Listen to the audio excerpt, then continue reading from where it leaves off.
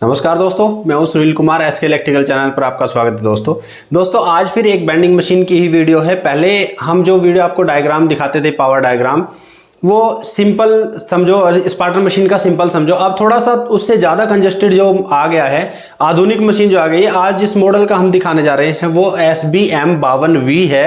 उसका पहले power diagram हम आपको दिखाएंगे, क्योंकि इस बोर्ड पे पावर और कंट्रोल दोनों इकट्ठे नहीं आ पाते हैं। तो पहले हम पावर का समझाएं, क्योंकि उसके पावर में भी थोड़ा डिफरेंट है, अलग टाइप का है।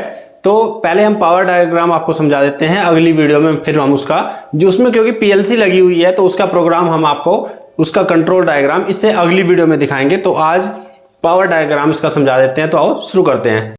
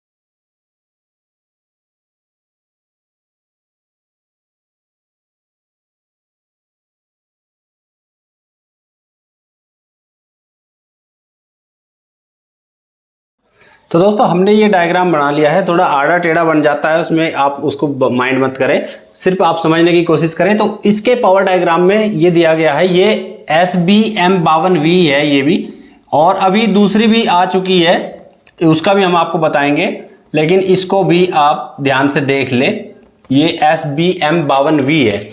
तो इसमें ये RYB ये 3 फेज हैं और एक अर्थ है। आप न्यूट्रल इसमें ना दें, ये अर्थ है, ये ध्यान रखना कि इसमें ये जो चौथा तार जो गया है वो न्यूट्रल का नहीं है, अर्थ का है। यहाँ पे इसका सर्किट ब्रेकर है, एक मेन स्विच आप इसे बोल सकते हैं, MCB बोल सकते हैं। MCB से भी मेन स्विच दिया जाता है, MCB इसमें दी जाती है। तो यहाँ पे इसका मेन स्विच है। फिर यहाँ से ये अर्थ हमने जो है ना, वैसे तो ये घूमता हुआ जो मोटर का तार है उसमें चला जाता है बॉडी में से। मेन बात यह है कि हमें इसके मोटर तक इसका अर्थिंग पहुंचाना होता है, तो इसके बॉडी अर्थ में हमने ये अर्थ पहुंचा दिया है। तो इसके बाद में हम देखते हैं 3 फेज जो है हमारे RYB जो है, RYB जो हमारे फेज हैं वो एक जो C1 कॉन्टेक्टर है फॉरवर्ड का, इसमें चले गए। ये कंट्रोल डायग्राम नहीं है, ये पावर डायग्राम है, ये भी हम आपको बता देते हैं। तो इस पावर डायग्राम में ये कॉन्टेक्टर जो है ना, ये C1 है जो फॉरवर्ड चलाता है। तो इसमें ये 12-12 एम्पियर के ही सारे कॉन्टेक्टर हैं। ये भी 12 एम्पियर है, ये भी 12 एम्पियर। वैसे आमतौर पर हम अधिकतर जो है ना 25 एम्पियर भी यूज कर लेते हैं, लेकिन इसमें अब अच्छी क्वालिटी के मोटर आते हैं, वो ज़्यादा करंट नहीं लेते हैं, तो इसलिए इन्होंने बिल्कुल एकदम 12 एम्पियर के उसके हिसाब से कैलकुलेट करके लगाए हैं। तो 12-12 एम्पियर के उसमें कॉन्टेक्टर हैं। और ये 24 वोल्ट AC है, 24 वोल्ट AC से ऑपरेट होने वाले ही हैं। तो इसमें 24 वोल्ट DC का भी प्रयोग दिया गया है, क्योंकि इसमें PLC यूज की गई है, तो इसलिए ये थोड़ा सा कंजेस्टेड हो जाता है। यहां से ये RYB सीधे चले गए मोटर में, तो इस टाइम पे ये मोटर सीधा चलेगा। फिर ये जैसे हैं ऐसे के ऐसे ही दूसरे कॉन्टेक्टर में हमने यहाँ पे ले लिए हैं, और यहां से फिर इसका इंटरचेंज शुरू होगा, क्योंकि यहाँ पे अगर ये R फेज यहाँ पे आया है तो ये इसके मोटर के B फेज में लग गया, यहाँ पे B12 में लग गया, और ये बीच वाला बिल्कुल सेम रहेगा।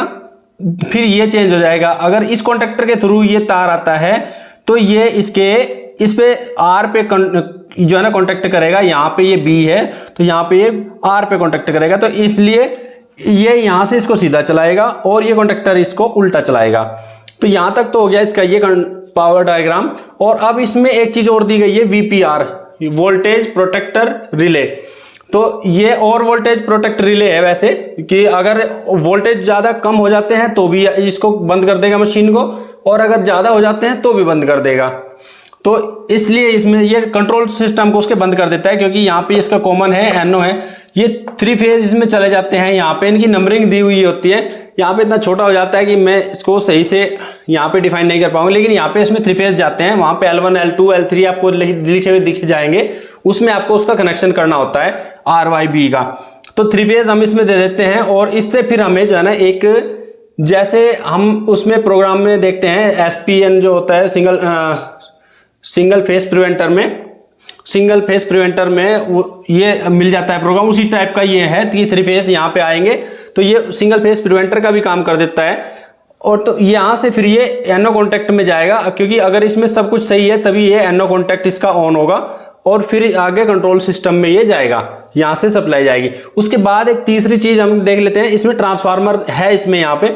तो ट्रांसफार्मर में 440 गए, तो इसमें जो 2 सप्लाई ली है उन्होंने, वो ये 24 वोल्ट है और 60 वोल्ट है। 60 वोल्ट तो सेम वही है कि रेक्टिफायर से होती हुई यहाँ तक ये AC रहेगी, रेक्टिफायर के बाद ही DC हो गए 60 वोल्ट कॉन्टैक्टर के थ्रू। ये C3 कॉन्टैक्टर तीसरा है ये कॉन्टैक्टर जो ब्रेक का है। तो यहाँ से होती हुई ये मोटर तक पहुँचती है।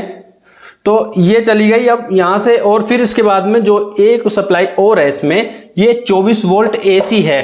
तो 24 वोल्ट इसमें ये AC भी प्रयोग किया जाएगा, और 24 वोल्ट DC बना के, कन्वर्टर के थ्रू DC बना के 24 वोल्ट, फिर ये PLC में एक तरफ, हमारे PLC में एक तरफ इसका यूज रहेगा DC का, और एक तरफ रहेगा AC का।